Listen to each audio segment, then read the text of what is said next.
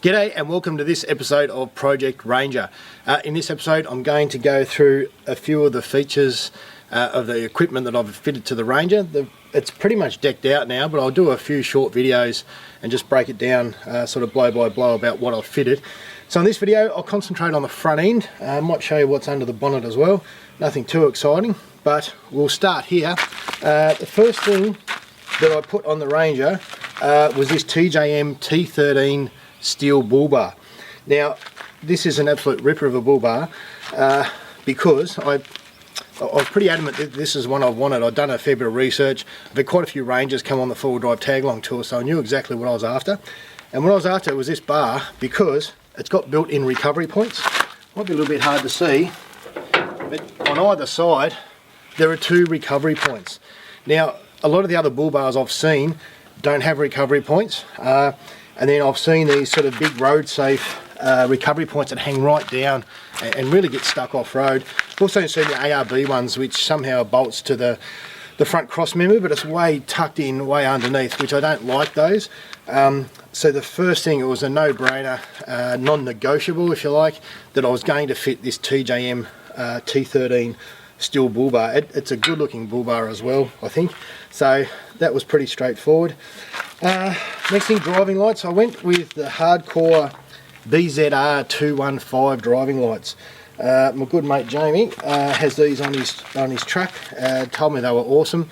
The price was right, on sale, about 450 bucks. I think they're normally about 600. Buy them off the hardcore website, and they're really good. They're much better than the lights I had on the Hilux, the sort of cheaper lights. So I'm really impressed with these, especially the long distance. We all know LED lights are great for the short spread beam, but the long sort of spot beam on these are really good. So really happy with those. Next thing, it's not too much here I don't think, until I pop the bonnet. Just the antenna, I'm not sure, what is it, AT880, which I'll talk about the UHF when we go into the interior. I just bought it as a package deal off Prestige Communications online. Seems to do the job okay. I've got the point here, got a Bush Ranger sand flag, and I've got the mounting point here. The sand flag's in the back of the canopy. The other major thing, winch. Did a fair bit of pondering about the winch. If you've seen some of my other videos, I'm not going to go into it, but I've had some issues with winches over the years, and so I end up going with the Bush Ranger winch, which is the one that ARB sell. ARB gave me a red hot deal on that, so I was pretty happy with that. It's a 10,000 pound. I had to sort of squeeze it in there to make it fit, but already I'm happy with the choice that I bought off taking into account the issues I've had previously with winches, where I bought them online and had lots and lots of trouble of trying to get warranty on them. I was adamant that I wanted to go with a local supplier like ARB, so if I do have any problems with the winches, I can just go straight back down there and say, hey, can you please sort this out? Saves me having to deal with an online retailer.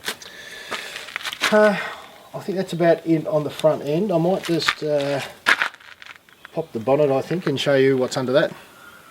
Actually, no, I'm not. One last thing I forgot, which I'm going to show you in a moment once I pop the bonnet, is the other antenna there. If you're wondering what that is, that's actually a phone antenna.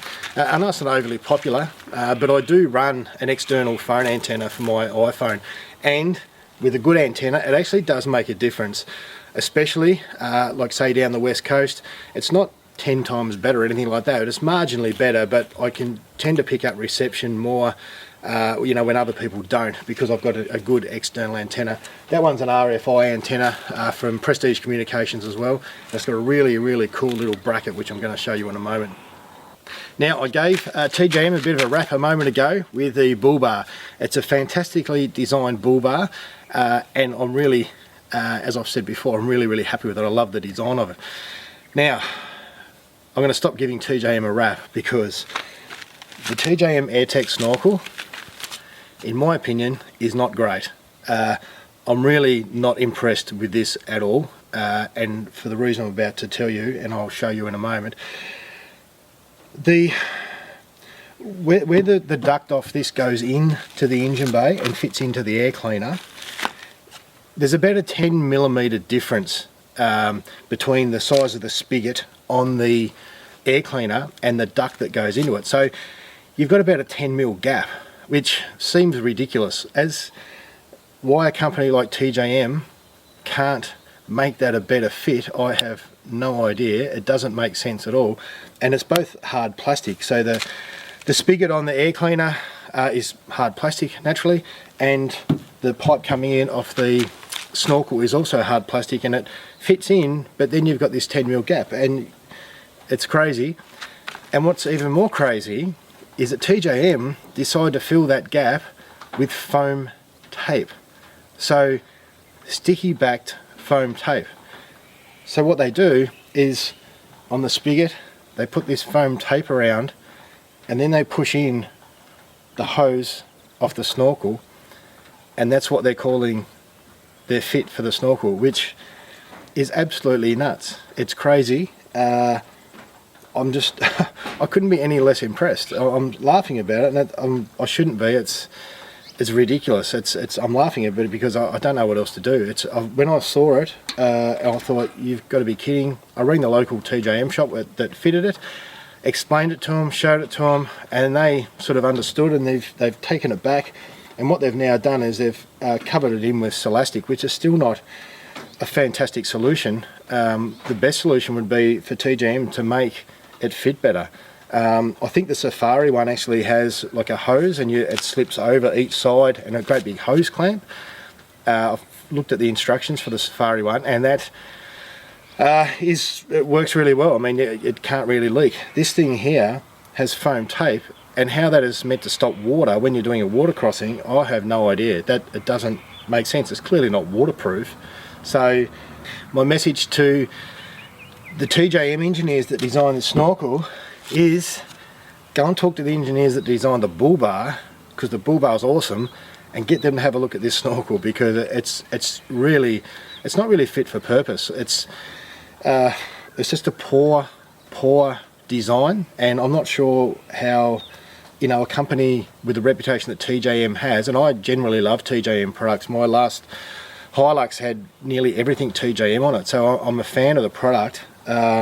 But this is crazy. It's a ridiculous way to, I was going to say seal a snorkel, but it's clearly not sealing a snorkel. Water can go through foam tape, no worries. It's like adding a bit of extra filter around it, because you can still get dust through it even. It's nuts. So I'll show you in a moment, but it is now, like I said, I did take it back to the local shop, explain my problem. They agreed, they've rectified it, and they've done really sealed it up really well, and I've had a good look at it. They've done a really good job. They've sealed it up with black Celastic, which is much better, but it's still not what I would see as a perfect solution for a snorkel, which is designed to keep water out of your engine when you're forward driving. It's just not good enough.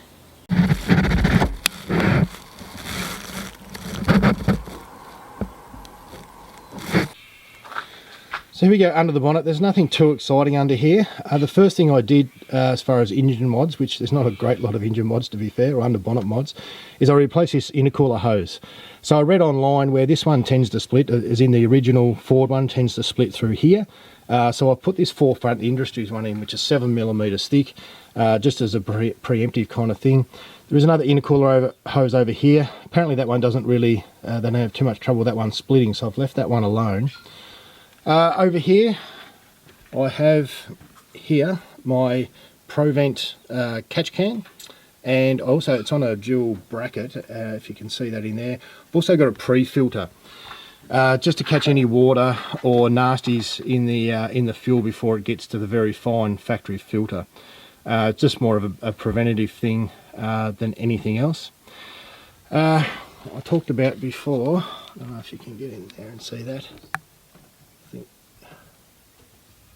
I think you can see that. That stainless steel bracket there is for the phone antenna. That's a GMF or GM Fabrications antenna bracket, and it is really cool. You can see there it bolts onto the factory bolts hinge on the bonnet. You can see I've taken the paint off when I've taken them off, and I'll swing around here, and I'm not sure if you can see that, but the antenna obviously pivots on the hinge with a bonnet, and it's really cool. There is a little bit of shake to it, but it's okay. Hasn't been a problem, and it's kind of out of the line of sight too, so it doesn't bother me. One last thing under the bonnet that I've got that you can't actually see is I do actually have a tune done on the engine. So it's a Roo Systems, I'm pretty sure it's called a Tow and Torque or something like that. Had it done by Bernie Diesel Injection, obviously in Bernie here in Tassie. Actually drove 150 kilometres to have these guys tune the engine. They've done a fair bit of work for me before and fixed a little issue I had once upon a time, and they did a fantastic job. So I was really happy to go back to them, and because they're an agent for Roo Systems, I was pretty happy. Heath, the owner, actually owns a Ranger as well. So does his dad. They've both got the Torque and Tune in it, so Tow and Torque tune I should say in it. So he was highly recommended it, and yes, I went with that. Gives me a lot extra power down low, so when you put your foot down it really goes. So it's the throttle control's been awesome, a bucket load more power, supposedly better fuel consumption. I haven't been able to see that, but I put bigger tyres on at the same time, so it's really hard to tell. But I certainly haven't had any savings over from when it was stock standard. But I think most of that might have something to do with the larger tyres that it's got on it.